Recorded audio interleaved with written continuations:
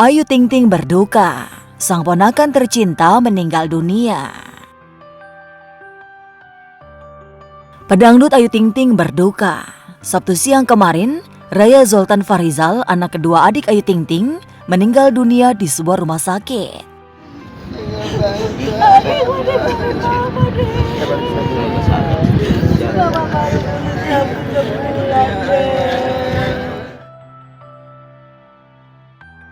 Kepergian Zoltan untuk selamanya menyisakan duka mendalam bagi keluarga besar Ayu Ting Ting.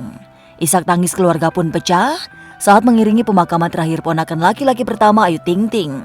Bahkan Syifa, adik Ayu Ting Ting, sampai jatuh pingsan saat menyaksikan detik-detik sang putra tercinta dimakamkan. Ada maafin mama deh. Ganjel. Nah gitu. Ada maafin mama deh. Udah ganjel kak, cuma leher bang.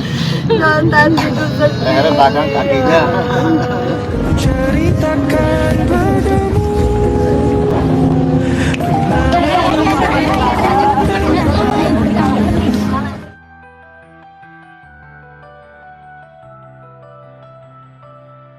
Iya, tak ada seorang pun yang sanggup menerima kehilangan. Itulah kini yang dirasakan keluarga Ayu Ting Ting. Rasanya, kebahagiaan Ayu dengan ponakan laki-laki pertamanya teramat singkat. Baru kemarin, mereka tersenyum rekah menyambut kehadiran Zoltan. Kini Zoltan pergi meninggalkan duka. Selama di pemakaman, bukan hanya Syifa, Ayah Rozak dan Umi Kalsum yang bercucur air mata. Ayu pun tak bisa menyembunyikan rasa terpukul dengan kepergian Zoltan. Sambil bercucur air mata, Ayu tak henti-henti memeluk kayu nisan sang ponakan tercinta.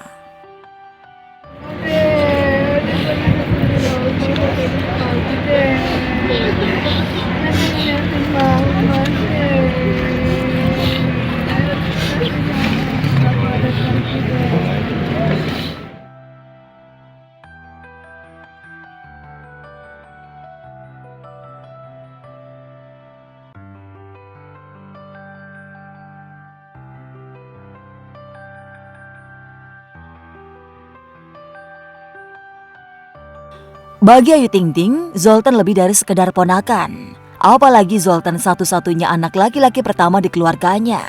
Wajar jika Ayu memperlakukan sang ponakan begitu istimewa. Sayang, takdir berkata lain. Kehadiran Zoltan terlalu singkat, mewarnai kebahagiaan keluarga Ayu Ting Ting.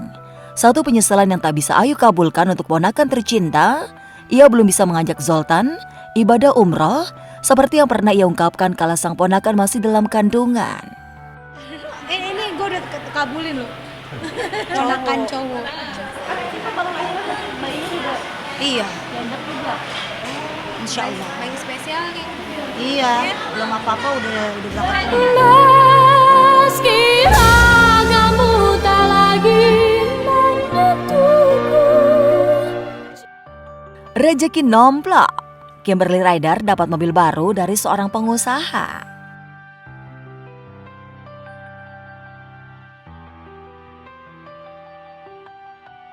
Keluhan Kimberly Ryder mengenai anaknya yang harus naik angkutan umum ketika sekolah dan les, kini sudah ada solusinya. Iya, baru-baru ini, Kimberly mendapat mobil baru dari pengusaha John LBF setelah didapuk menjadi brand ambassador perusahaannya. Wanita yang sedang berperkara cerai dari Edward Akbar itu sangat bersyukur dan tidak menyangka memperoleh mobil baru secepat itu.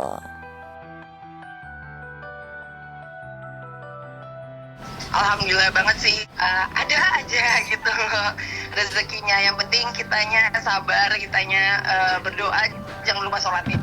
Karena memang kondisinya mendesak, menurut saya dia dengan aktivitas yang sepadat itu, nggak ada kaki kan, nggak ada kendaraan, repot juga. Kalau kendaraan kan Anda bisa lihat sendiri kan, hampir 300 juta kan harga kendaraan itu kan. Di situasi yang lagi ribet ini, in this part of my life, banyak yang peduli, banyak yang membantu. Tak hanya mobil baru, Kimberly juga dapat gratis bensinnya selama setahun dari sang pengusaha. Keberadaan mobil barunya itu tentu membuat lega Kimberly karena anak-anaknya tidak harus naik transportasi umum lagi saat ke sekolah dan tempat les. Kimberly juga bisa memakai mobil itu untuk menjalankan aktivitasnya. Jadi mobil akan dipakai untuk pastinya kalau misalkan ada kerjaan dari Bang John, aku datang ke lokasi dengan mobil itu. Terus pastinya untuk anak-anakku juga sih, jadi bisa pergi sama mamaku buat ke sekolah atau apapun aktivitas mereka. Pastinya anak-anak seneng sih, apalagi yang laki-laki kan emang seneng mobil dia. Bilang apa, alhamdulillah gitu. Kimberly sebenarnya memiliki mobil pribadi, namun mobil itu menurut Kim digelapkan oleh Edward Akbar, suaminya. Edward sendiri membantah menggelapkan mobil itu dan menganggapnya sebagai harta bersama. Meski demikian, masalah itu masih ditangani polisi dari Polres Metro Jakarta Selatan. Bahwa ini harta bersama, kita menikah 26 Agustus 2018, mobil dibeli bersama Desember 2018. Unsur penggelapannya ada di mana, itu aja sih. Ya itu tergantung perasaannya dia sendiri sih. Ya, apa ini 9 apa bukan, I don't know ya.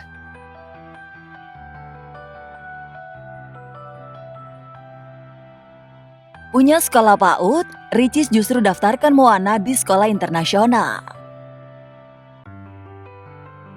Saking sayangnya dengan Moana, Ria Ricis bersama kakaknya Oki Setiana Dewi membangun sekolah PAUD. Ricis pun kerap menjadi guru dadakan di sekolah miliknya. Tentunya, ini bukanlah hal sulit. Pasalnya Ricis memang menyukai anak kecil. Tapi lucunya, hal itu justru kerap membuat Moana cemburu. Oh, dia kemarin sempat cemburu karena kan lihat anak-anak kecil peluk-peluk aku, jadi dia sempat marah, tapi dibilangin. Akhirnya aku nggak usah ajak ke sekolah lah daripada repot. Jadi kalau aku ngajar, Moana tak tinggal. Ricis pun mensiasatinya dengan menyekolahkan Moana di sekolah gimnastik. Dengan demikian kemampuan Moana pun terasa lebih baik. Bahkan baru-baru ini, bocah 2 tahun itu mengikuti lomba di sekolahnya. Kerennya lagi, Moana hanya ditemani babysitter.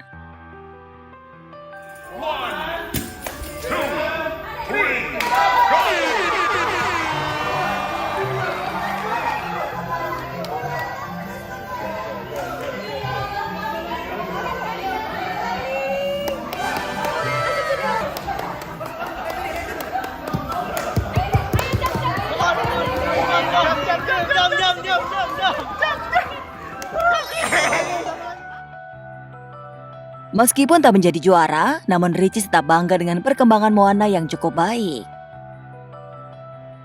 Juara ketiga kita panggil Kava ke nomor 2 dengan waktu 54 detik. Untuk yang pertama, George Louis. Oke. Waktunya Semenit. Iya. 1 kita ngitung tadi. tapi nomor 8 itu 1 menit 4. Gak mana ya? Ikut lomba lagi, harus menang. Ya alhamdulillah, karena kan dia kan alhamdulillah nangkepnya cepat, dia juga udah bicara beberapa kata. Bukan hanya berikan Moana kesibukan kelas gimnastik, tapi Ricis juga sekolahkan Moana di sekolah berstandar internasional ternama di Jakarta. Dan Oktober nanti, Moana sudah mulai masuk ke preschool. Netizen pun mulai bertanya-tanya, berapa nafkah yang Rian berikan, mengingat biaya sekolah internasional menghabiskan ratusan juta rupiah. Moana kan sekarang sekolah utamanya ada 1, sama ada les juga dari beberapa sekolah juga ada 3. Belum lagi ntar di Oktober udah mulai masuk ke sekolah internasional, udah mulai masuk preschool juga. Jadi memang aku banyak ngobrol sama coach sama miss, guru-gurunya Moana di sekolah yang lain juga suka belajar sama-sama.